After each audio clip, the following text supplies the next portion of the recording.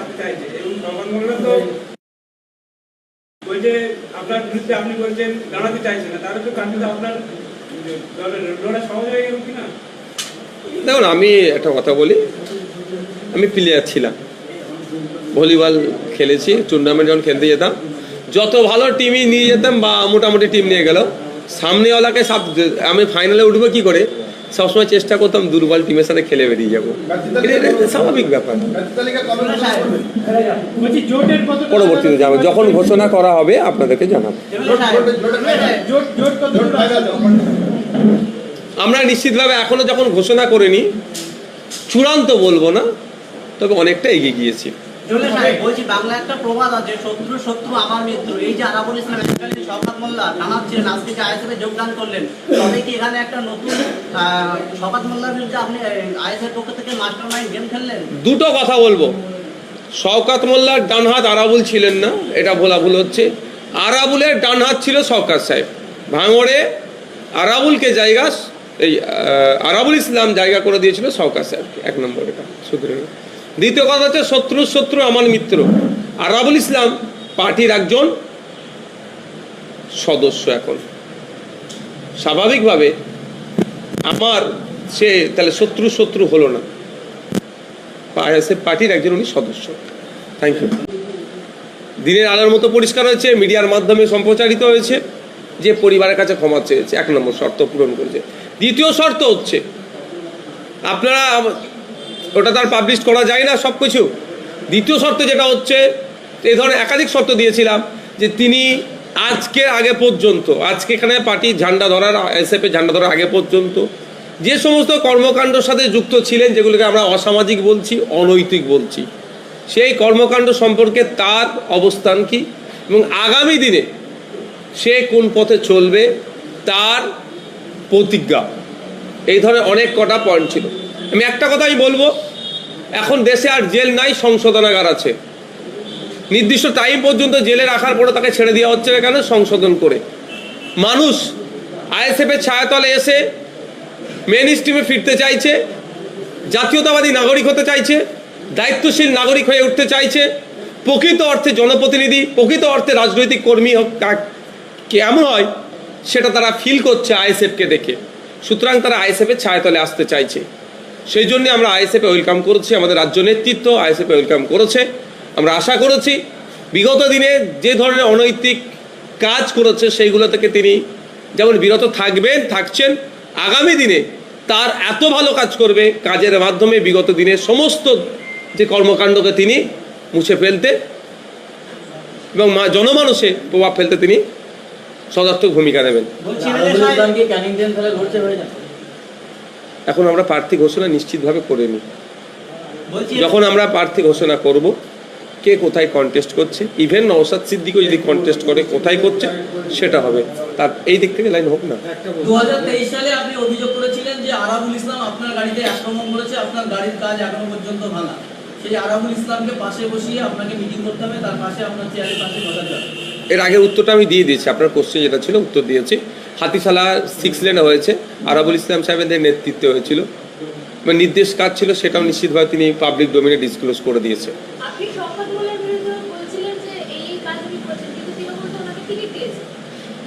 তৃণমূল কংগ্রেসে যে যত বড় তোলাবাজ, যে যত বড় ভালো বোম বানতে পারে, যে যত বড় হিংসা করতে পারে, তার জায়গা আগে হবে। দেখুন, যার মেয়ের চাকরি বরখাস্ত হলো থ্রু কোর্ট, তাকে আবার তৃণমূল টিকিট দিয়েছে। গরু পাচার কাণ্ডের সাথে যে যুক্ত বিখ্যাত চর্চিত নাম, তার জামাইকে তৃণমূল কংগ্রেস টিকিট দিয়েছে।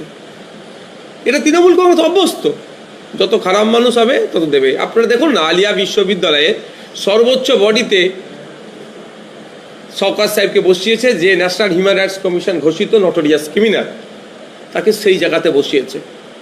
কিন্তু তৃণমূল কংগ্রেসের আর কি বিধায়ক ছিল না শিক্ষিত, যার একটা প্রাইমারি স্কুল চালানোর যোগ্যতা নাই, তাকে ইউনিভার্সিটির টপ মোস্ট সিটে বসাচ্ছে। এটা বুঝতে হবে যে তৃণমূল কংগ্রেস এই ধরনের গুন্ডা, আমস্তান, সমাজ বিরোধীগুলোকেই তাদের রত্ন মনে করে। কার কথা বলছেন? দেখুন, তৃণমূল ছেড়ে আইএসএফে আসবে, বিজেপি ছেড়ে আইএসএফে আসবে, অন্যান্য রাজনৈতিক দল ছেড়ে আইএসএফে আসছে, আমাদের একটা ফিল্টার করার জায়গা আমরা রাখছি। সেটাতে যদি এগ্রি হতে পারে থাকবে, আইএসএফে থাকতে পারবে, নাহলে আইএসএফে থাকতে পারবে না। আইএসএফ এটা শুধুমাত্র এইখানে এই করে কামিয়ে খাওয়ার জায়গা শুধুমাত্র যেমন নয়, আর পার্মানেন্টের জন্য তেমন নয়। এটা একটা প্ল্যাটফর্ম।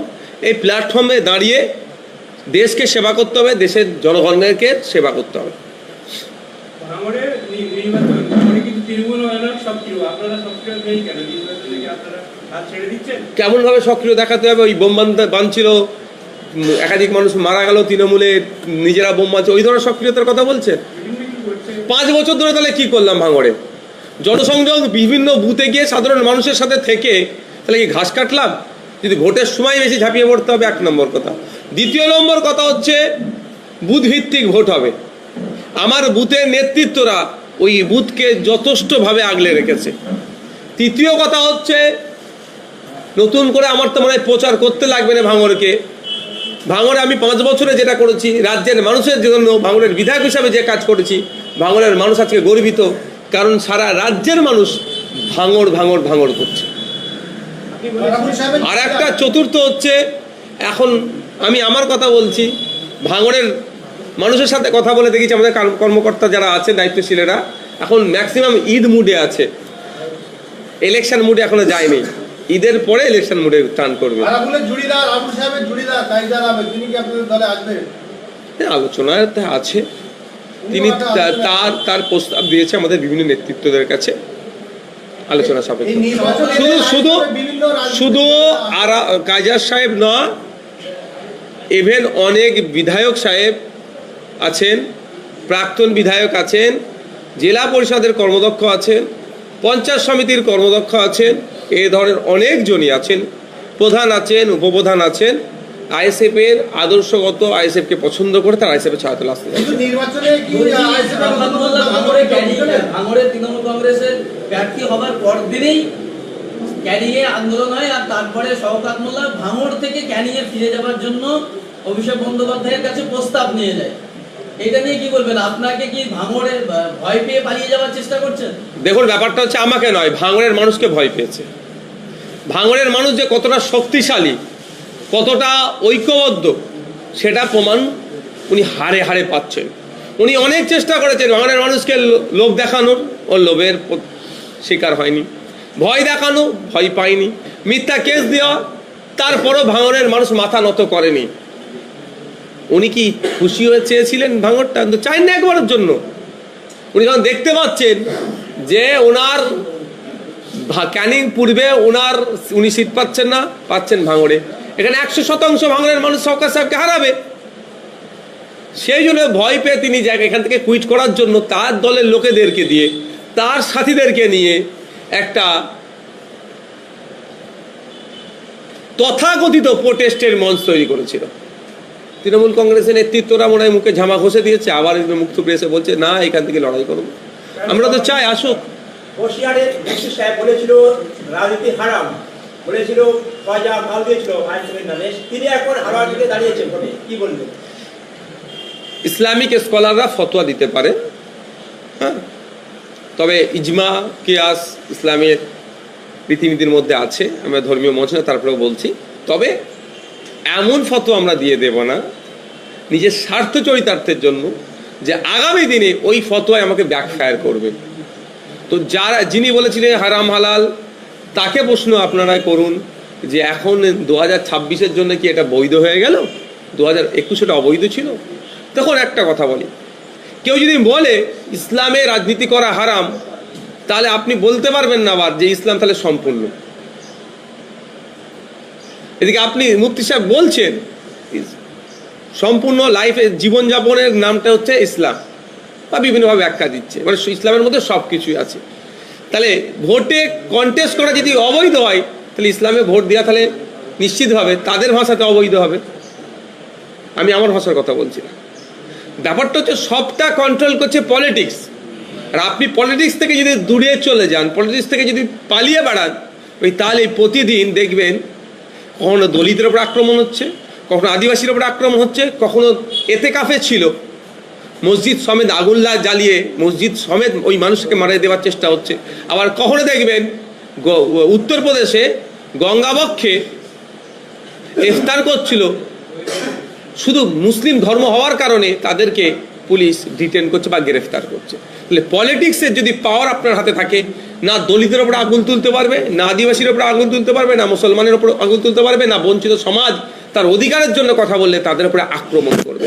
তাই আমি এটাই মুফতি সাহেবকে আমি ওয়েলকাম করছি, আরও যারা আছেন তাদেরকে প্রত্যেককে ওয়েলকাম করছি। আসুন পলিটিক্সে, আমরা চাই শিক্ষিত মানুষজন পলিটিক্সে আসুক, এটাকে কন্ট্রোল করুন। রাজনীতির কম্পিটিশন হোক, কে কত ভালো সমাজকে দিতে পারবে তার কম্পিটিশন হোক। বলছি শেষ একটা প্রশ্ন, যেটা হচ্ছে আমডাঙ্গাতে আপনারই চাচাতো ভাই কাশেম সিদ্দিকী তৃণমূল কংগ্রেসের প্রার্থী, সেখানে আমরা দেখছি যে তৃণমূলের সঙ্গে প্রধান প্রতিদ্বন্দ্বী কারণ আইএসএফ। সেক্ষেত্রে আপনারা কি ভাবছেন, আপনার এই ভাই আপনাদের দলের বিরুদ্ধে হতে পারে না? তথাগত বসু থেকে শুরু করে তথাগত রায় আর সৌগত রায়, তারা যদি আলাদা দল থেকে রাজনীতি করতে পারে, তাহলে আমার চাচা জানের ছেলে আলাদা রাজনীতি করলে অসুবিধা কোথায়? আমি বারবার সৌজন্যতার কথা বলি, সম্প্রীতির কথা বলি, ঐক্যের কথা বলি। আমি সৌজন্যতা রাজনীতিতে পছন্দ করি। এবার আমার সামনে কে কন্টেস্ট করছে,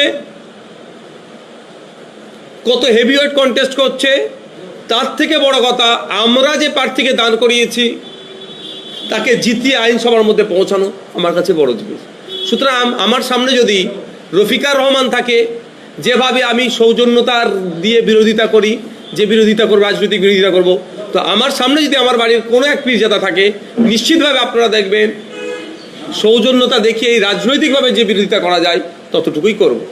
ইন্ডিয়ান সেকুলার ফ্রন্ট আত্মপ্রকাশ করে দুটো নির্বাচন হয়েছে, লোকসভা এবং পঞ্চায়েত। সেই লোকসভা এবং পঞ্চায়েত থেকে বিভিন্ন নেতারা এসেছে, যেমন আরাবুল অভিযান করে। লোকসভা যারা ছিল তারা তাদের দেখতে পাচ্ছি না। সেরকম তো কিছু হবে না যে আরাবুল ইসলাম হতে গেলো, ওখানে এমএলএ হতে পারলো না, তারপরে আবার তিনি গায়েব হয়ে গেল। দারুণ প্রশ্ন করেছে। 6 মাস পরে করবেন তাহলে এটা, না 1 বছর, কতদিন টাইম নেবে? প্রশ্ন দারুণ করেছে। 6 মাস বা 1 বছর পরে আবার এটা করবেন। বলছি শেষ প্রশ্ন একটা করবো আমি, সেটা হচ্ছে যে একটা সোশ্যাল মিডিয়ায় গুঞ্জন চলছে যে আইএসএফ এর যে আগে সিম্বল ছিল, সেই সিম্বল এবারে নাকি আইএসএফ পাচ্ছে না, স্থায়ী সিম্বলের দাবি করছেন আপনারা, এটা কতটা বাস্তব? আমরা রেজিস্টার্ড পার্টি, বাট আনরিকগনাইজড পার্টিকে ফ্রি সিম্বল থেকে সুযোগ দেওয়া হয়। আপনারা নিশ্চিতভাবে থাকবেন, পার্টির প্রতিষ্ঠাতা পীরজাদা আব্বাস সিদ্দিকী, পার্টির একটা গঠনতন্ত্র আছে, পার্টির একটা নির্দিষ্ট ক্রাইটেরিয়ার মধ্যে দিয়ে চলে। আমি আপনাদের জোর গলায় বলছি, ইন্ডিয়ান সেকুলার ফ্রন্ট এইবারে নির্বাচন করছে খাম চিহ্নকে সামনে রেখে। আমাদের প্রতীকটা, আমাদের ইভিএম মেশিনে যে সুইচটা টিপবেন সেটা হচ্ছে খাম চিহ্ন। তা আপনাদের মাধ্যম দিয়ে জনসাধারণের কাছে আমি বার্তা দিচ্ছি, যেখানে যেখানে খাম চিহ্ন দেখবেন, আইএসএফের খাম চিহ্ন দেখবেন, আপনারা সেখানে দেবেন। নিশ্চিতভাবে যারা সোশ্যাল মিডিয়া এটাকে হচ্ছে আইএসএফ সম্পর্কে স্পিডকে ব্রেক করার জন্য মিথ্যাচার করছে, ওই মিথ্যাচারে কেউ পা দেবেন না। আমরা কি বলে আপনার যে অ্যাপ্লিকেশান করব, সাবমিশন করব আমাদের প্রার্থীর মনোনয়ন, সেখানে আমরা দেখবেন আমরা খামচিহ্ন আছে। আমাদের কায়দা আহমেদ এবং আরাবুল ইসলাম আপনাদের দলে আসতে চাইছে, এবং সবার মূল্য তো বলছে আপনার বিরুদ্ধে আপনি বলছেন দাঁড়াতে চাইছেন না, তাহলে তো কান্তিতে আপনার দলের লড়াই সহজ হয়ে গেল কিনা? দেখুন, আমি একটা কথা বলি, আমি প্লেয়ার ছিলাম, ভলিবল খেলেছি, টুর্নামেন্ট যখন খেলতে যেতাম, যত ভালো টিমই নিয়ে যেতাম বা মোটামুটি টিম নিয়ে গেল, সামনেওয়ালাকে আমি ফাইনালে উঠবো কি করে সবসময় চেষ্টা করতাম দুর্বল টিমের সাথে খেলে বেরিয়ে যাবো, এটা স্বাভাবিক ব্যাপার। পরবর্তীতে যাবো, যখন ঘোষণা করা হবে আপনাদেরকে জানাবো। আমরা নিশ্চিতভাবে এখনো যখন ঘোষণা করিনি, চূড়ান্ত বলবো না, তবে অনেকটা এগিয়ে গিয়েছি। বলছি বাংলা একটা প্রবাদ আছে, শত্রু শত্রু আমার মিত্র। এই যে আরাবুল ইসলাম শওকত মোল্লা থানার ছিলেন, আজকে যে আইএসএফে যোগদান করলেন, তবে কি এখানে একটা নতুন শওকত মোল্লার বিরুদ্ধে আপনি আইএসএফ পক্ষ থেকে মাস্টার মাইন্ড গেম খেললেন? দুটো কথা বলবো, শওকত মোল্লার ডান হাত আরাবুল ছিলেন না, এটা ভুল হচ্ছে। আরাবুলের ডান হাত ছিল শওকত সাহেব। ভাঙড়ে আরাবুলকে জায়গা, এই আরাবুল ইসলাম জায়গা করে দিয়েছিল শওকত সাহেবকে, 1 নম্বর, এটা শুধরে। দ্বিতীয় কথা হচ্ছে শত্রুর শত্রু আমার মিত্র। আরাবুল ইসলাম পার্টির একজন সদস্য। এখন স্বাভাবিকভাবে আমার সে তাহলে শত্রু হলো না, পার্টির একজন উনি সদস্য। Thank you.